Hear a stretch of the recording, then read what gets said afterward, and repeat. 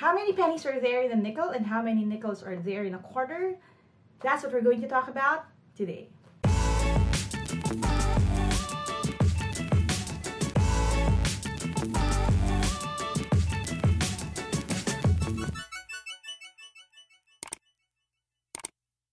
Hi there! Thank you for checking out my channel. Thank you for clicking on this video. If this is the first video that you're watching from my channel, I make educational and motivational content. So if you haven't subscribed yet, don't forget to hit subscribe and hit the bell icon para wala kayong ma-miss sa mga upcoming na lessons. This video in particular is something that I'm making for you guys na nag-request na gumawa ako ng video on this topic. We're going to talk about coins, specifically yung terms sa certain coins and kung paano sila nagagamit sa mga word problems pagdating sa math. And in order for me to explain better, I'm going to switch over to my PC, so I'll see you in a bit. Alright, so let's talk about yung basic na terms when it comes to coins. And parang ano to foundation ng ating series on money problems. So if you ever encountered yung algebra na word problem question, asking for, say, ilan yung piso, ilan yung 5 pesos, or ilan yung 25 cents, if merong ganitong klaseng amount and ganitong klase na dami ng coins. We're going to discuss that later on. So again, don't forget to hit subscribe and hit the bell icon if you haven't yet para hindi nyo yun ma-miss. Ngayon, ito, pinaka-foundation yun, pinaka-basic na lesson. Terms lang muna ng coins yung priority natin. And then I'm going to show you yung table form, which would be helpful pagdating sa discussion natin on that topic. Okay? So parang for you to get used to the concept of using a table or at least visualizing a table when you start creating your equation. Okay? So, ito yung essentials natin. Ito yung mga terms ng coins. A lot of you requested that I make this video. That's why we're doing it. Ito yung first. Ito yung penny. Okay? Ang penny, equivalent siya sa 1 centavo. Or sa case ng dollars, that is 0.01 ng isang dollar. Okay?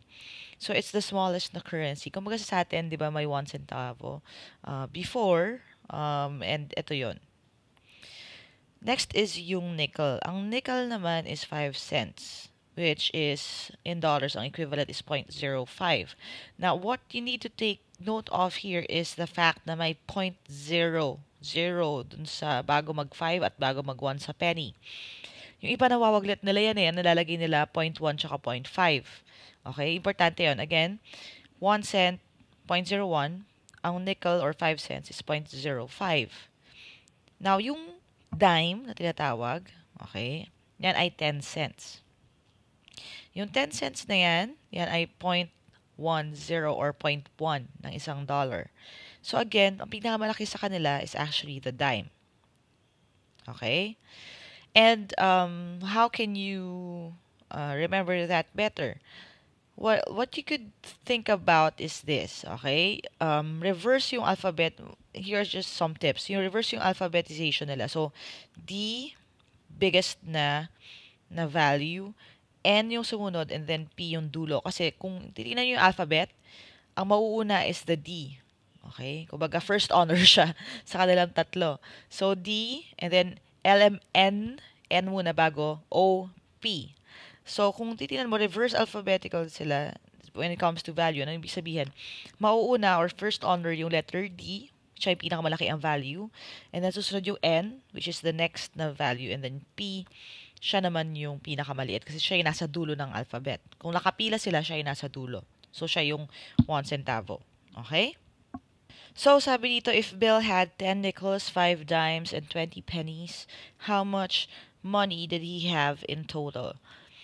Now, again, you can go straight to, like, the equation na meron kang 10 times 0.05, ganyan, kasi nickel siya, tas plus, and then 5 times 0.1, and then you have plus another 20 times 0.01, and then solve that.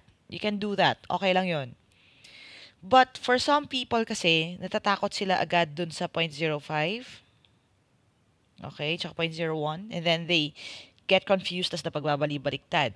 And again, I wanted you to be more confident with the table kasi gagamitin natin yan later on dun sa algebra na version ng problem na to. So, let me show you what the table looks like.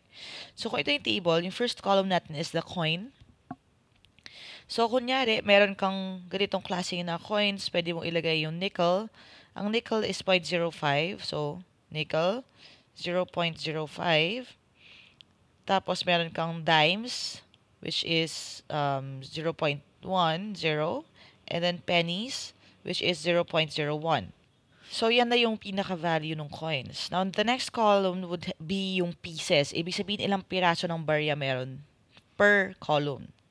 And then, you're just going to take that from the problem. So, sabi dito, yung nickels ay 10. So, 10 pieces ng nickels.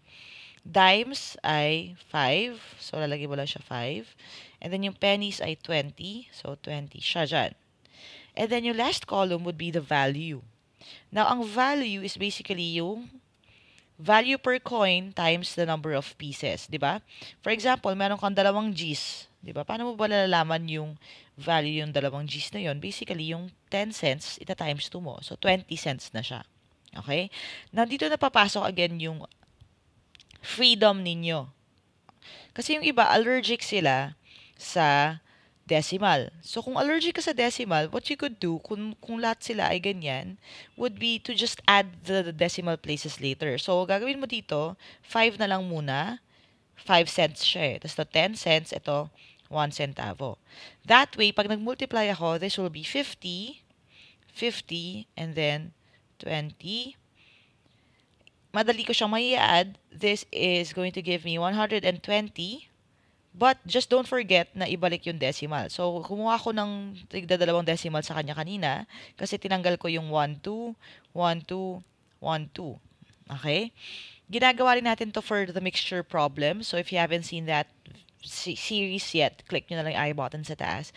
Ganun din yung concept niya. So, kung ayoko na mag-deal with the percentage or the decimal, I'll just add it later.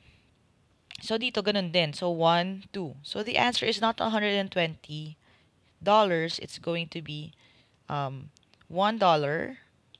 okay, and 20 cents. Alright? So, again, very basic yung problem. I hope wala kayong problema with that and I hope everyone could follow. This is just a sample. Now, paano kung magtataas tayo ng level ng difficulty? Alright, so this question right here is a little more difficult than the other one kasi meron ng onti intro on equation construction. You're going to draw from that. So if you haven't seen that video yet, click nyo na lang dito sa taas, I button. Very important yan kasi in interpreting sentences and turning that into numbers or into equations.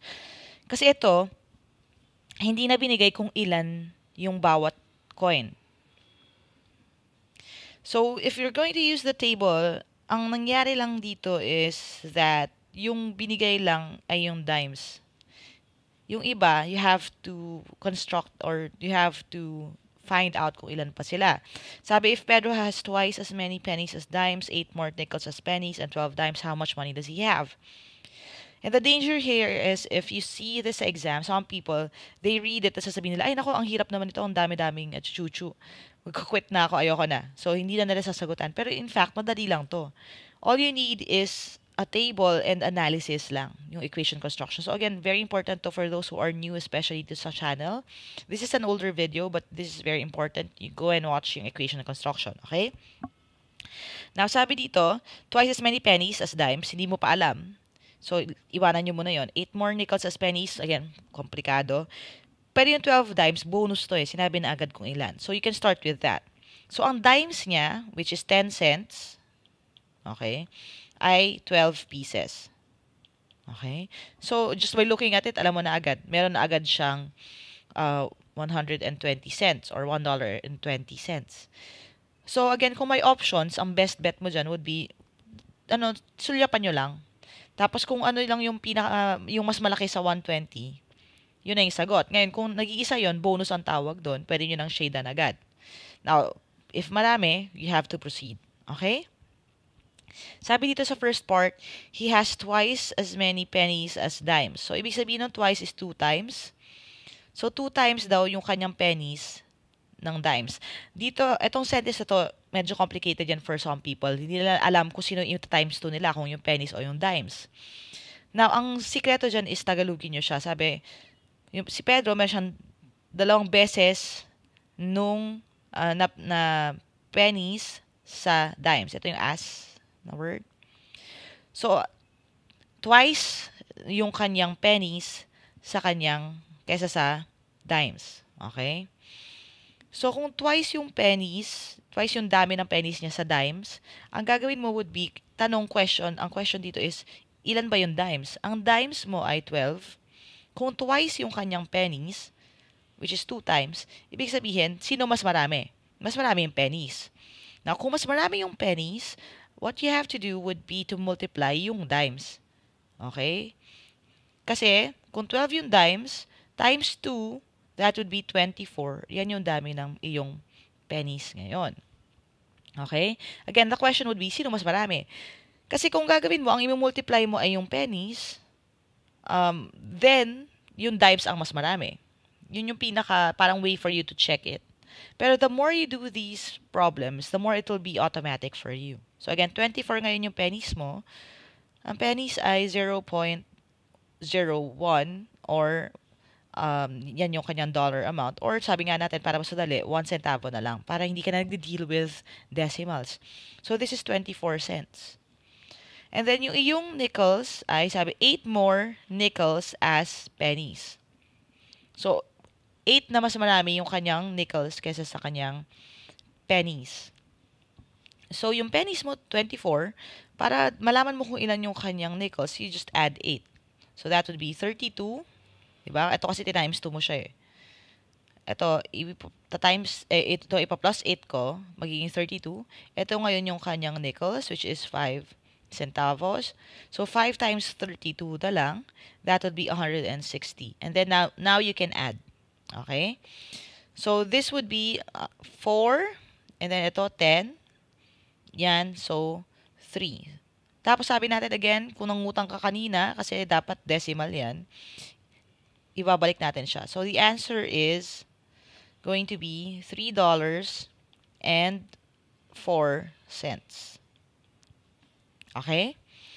So again, it's very easy kung alam mo lang yung hinahanap. Alright, so ito yung quick quiz for our lesson on money problems. Ito yung part 1, kinds of coins. There are 3 questions here. I'm going to give you 5 minutes for all 3 of them, and then at the end, I'm going to discuss kung ano yung tamang sagot. Alright? So, get your pen and paper ready, and your timer starts now.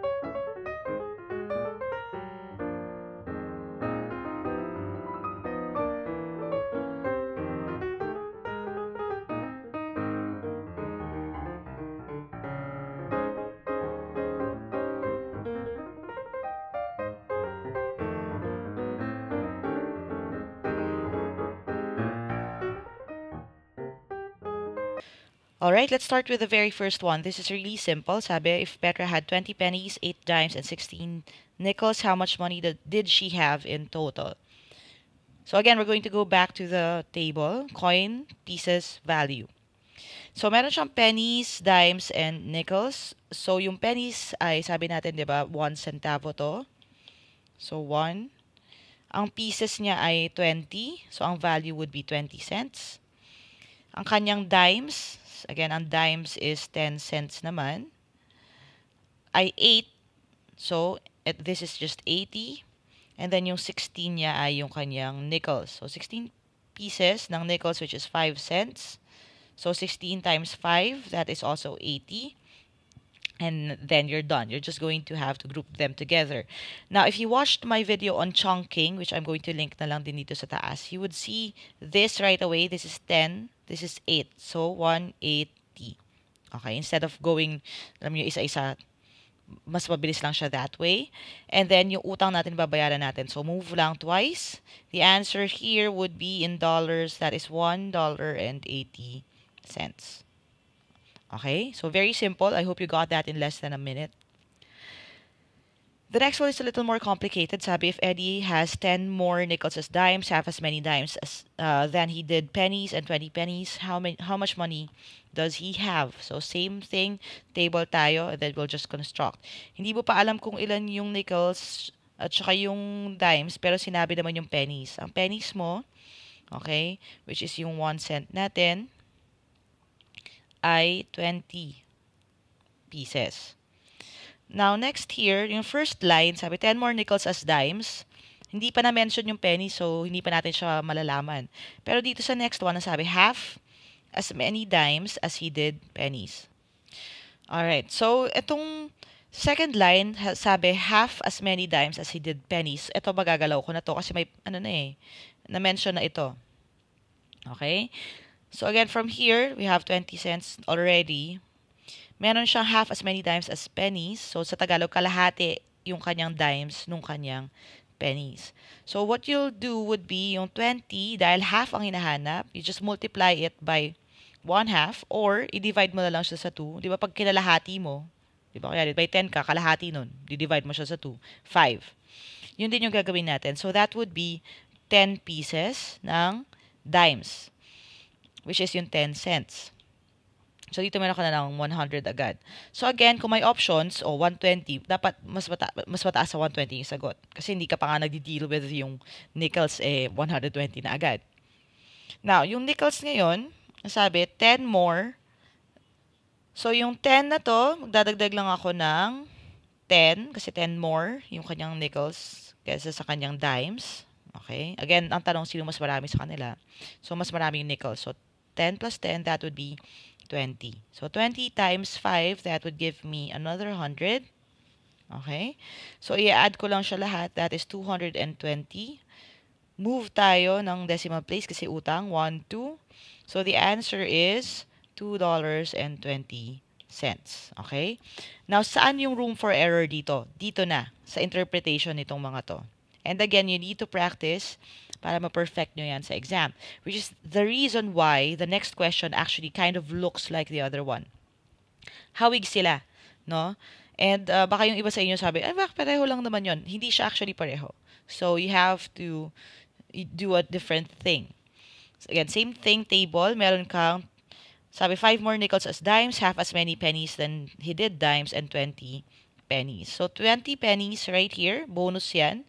So, yung kanyang 1 centavo ay 20 pieces. Meron na agad 20 cents. Now, itong pennies appears in the second line as well. Pareho nung kanina. Kaya lang, sabi, half as many pennies than he did dimes. Kanina baliktad eh. Sabi, half as many dimes as he did pennies. Yun yung gusto kong ma-point out sa inyo. So paano mangyayari kung baliktad? So, again, ang tanong would be, kung kalahati lang yung kanyang pennies ng kanyang dimes, sino mas marami? Okay? So, kung kalahati lang yung pennies, ibig sabihin siya dapat yung mas marami. So, actually here, dahil baliktad na sila, this would be times 2. I think this will be the common mistake. Kasi yung iba sabihin, di divided by 2. No. Kasi kung ang kalahati na ngayon this time is yung pennies, ibig sabihin mas marami yung kanyang dimes. Ibig sabihin yung dimes would be yung times 2 nung dami ng pennies. Parang ganito yun eh. Kunyari, ang kalahati ng isang number ay 5. Half of what number is 5? Parang ganito yun, di ba? Doon sa mga half of what number is 5. Sa equation, kung gagawin siyang equation, that would be 1/2 times x is equal to 5, which will be x over 2 is equal to 5, which will be x is equal to 5 times 2, or x is equal to 10. Napansin nyo yun? So, kung kalahati ng dimes yung pennies, ibig sabihin, ita times 2 ko siya instead of divide by 2. Yun yung basically nangyari dito. But you wouldn't have to do this if you can only ask yourself, wait lang, kung kalahati lang niya, yung 20, di ba, siya yung nawawala. Yung kalahati, yung lang niya yung 20, dito times 2 ko yung 20 para makuha ko yung kung ilan siya. So, this is actually 40. Malaking bagay yan, kaya you need to spot that. So, yung dimes niya is 40 pieces. That is going to give you 400. And then, yung nickels niya is 5 more than dimes. So, kung ang dimes mo ay 40, that would be 45. Ang nickels mo, which is 5 cents, is going to be 225. Okay? Add mo lang siya lahat. So, you have 645. Move the decimal place. So, the answer is $6.45. Okay? So, kung nagkamali kayo dito, and parang naiwan kayo doon, balikan nyo na lang yung discussion. That's the beauty of YouTube. You can keep watching until it clicks. Ganon din kasi sa math eh. Minsan sa unang pasada hindi makuha. Pero kung ulitin nyo uli, or papakinggan nyo maigi, or susubukan nyo intindihin, i-pause, you will get it. Okay? Kung kinaya ng mga 40 years old, 50 years old, 60 years old, kaya nyo rin.